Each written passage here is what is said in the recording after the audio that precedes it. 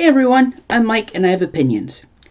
Today is episode 52, which means I get to do something interesting.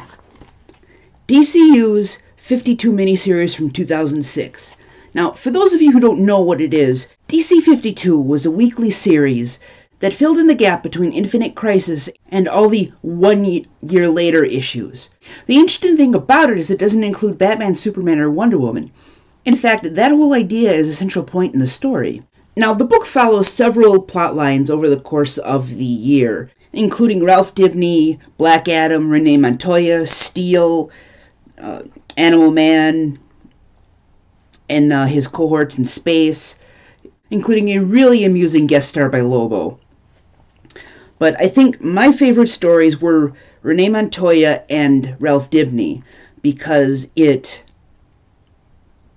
they both hit home a little bit more, and they were both about putting peace to one's demons.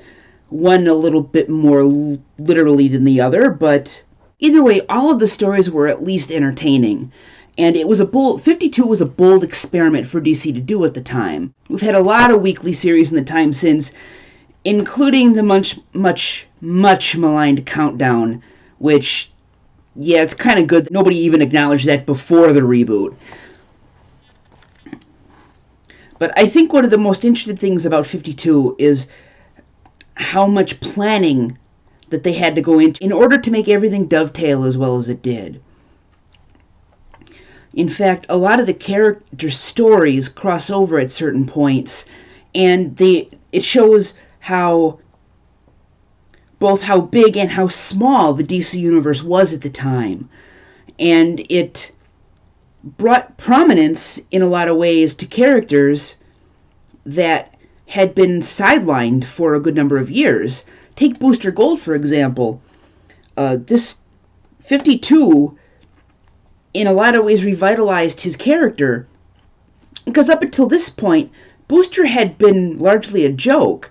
As much as I and a lot of people love the Giffen DeMatteis Bwahaha League from the mid-'80s, Booster Gold and Blue Beetle were both considered joke characters for a very long time. And after 52, Booster essentially became, not a top-tier character, but he became that second line.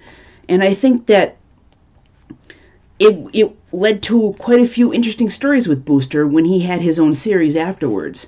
In fact, if you haven't, I highly recommend checking out Booster Gold's solo series from after 52, because it was well worth reading.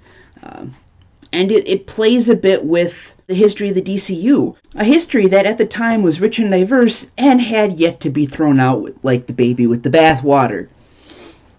I might have strong feelings about the quote-unquote new 52. But yes, among the standout stories are The Question and Renee Montoya, Ralph Dibny, and of course Booster Gold. They are my personal favorite stories of the series, but that does not mean that the other ones are bad.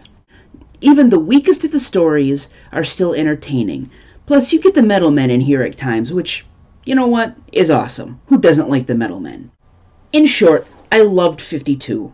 And if any of you are lapsed comic fans, I do not recommend reading anything new after you read this. Still, if you have never read it, go back and read it, because it's very much a high point in storytelling for the DC universe, especially after Infinite Crisis was a bit of a train wreck. But 52, however, is masterfully done. In fact, I would nominate this as one of my favorite stories of all time, just because of how well everything interweaves, and you could tell how much love the creators put into these stories. The Ralph Dibny story especially is heartbreaking. I mean, you go through this journey with this man who has been utterly destroyed. The end of his story is so satisfying, and in a lot of ways the only way it really could have ended. And in one of the greatest missed opportunities of all time, it sets up something that could have been amazing. But I am not going to spoil that for you. I really do think you should read it. In short, 52 gets my highest recommendation to read.